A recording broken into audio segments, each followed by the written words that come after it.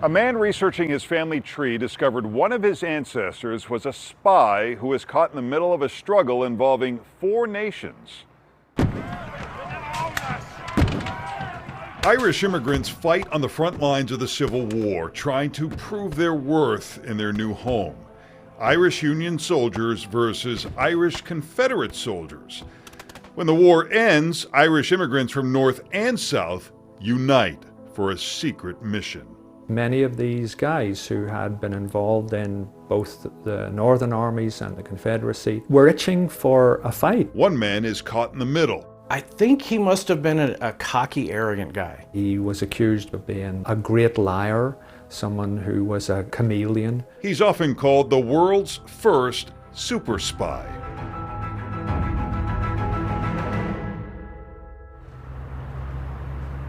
As a young man, Thomas Miller Beach leaves home in England in search of adventure. He runs away to Paris, where he works in a drapery store and takes a French name, Henri Le Caron. When the Civil War breaks out in the U.S., he sees an opportunity. Le Caron travels to America. Lied about his age and everything else, came over here to fight in our Civil War just because he wanted the action.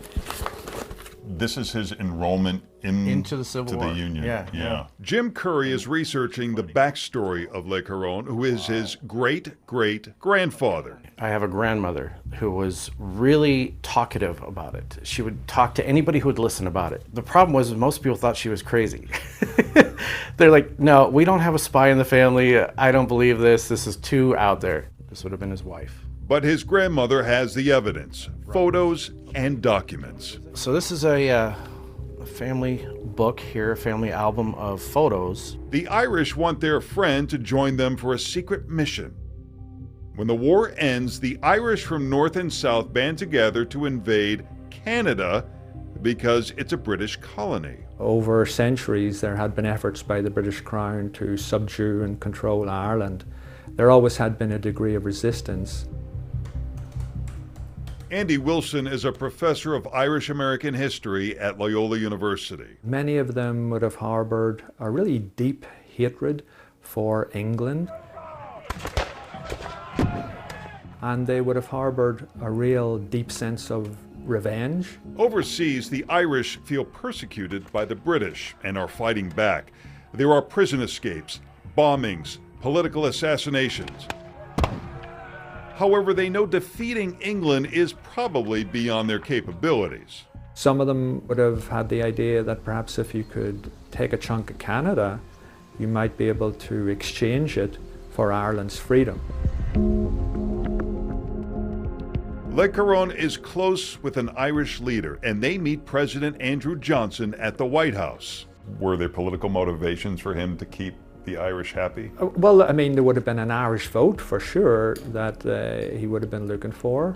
Now, as it turns out, the United States government was not in the business of encouraging or actually giving material support to an invasion of Canada.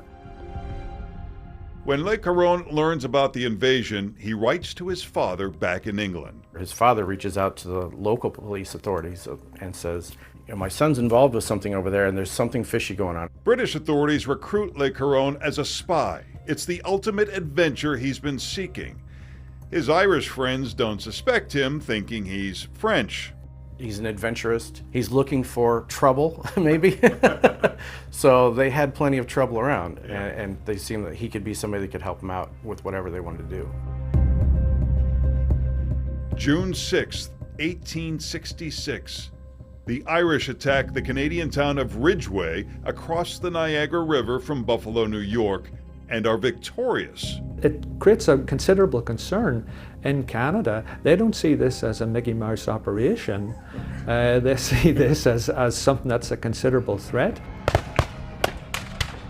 As Le Caron's intel makes its way through British and Canadian intelligence, the Canadians become more prepared as the Irish attempt more raids across the border. I think most of them were pretty comic opera. They failed pretty badly. The invasions fail. Le Caron is a success. Fearing for his life, he moves his family back to England.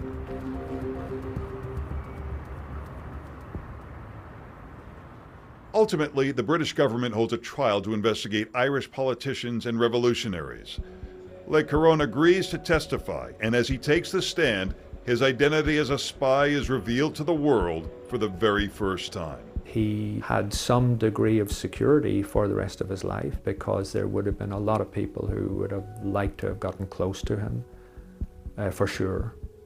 To kill him. To kill him. Yep.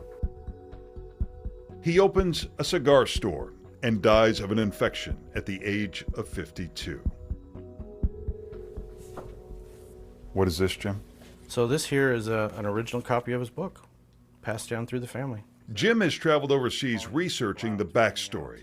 He tracks descendants who are leery about the legacy of espionage and betrayal. Some even change their names.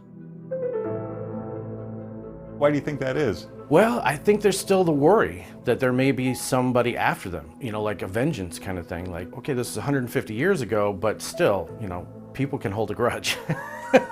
Thomas Miller Beach, aka Henri Le Caron, super spy. He fulfills his boyhood dream of adventure more than he ever could have imagined.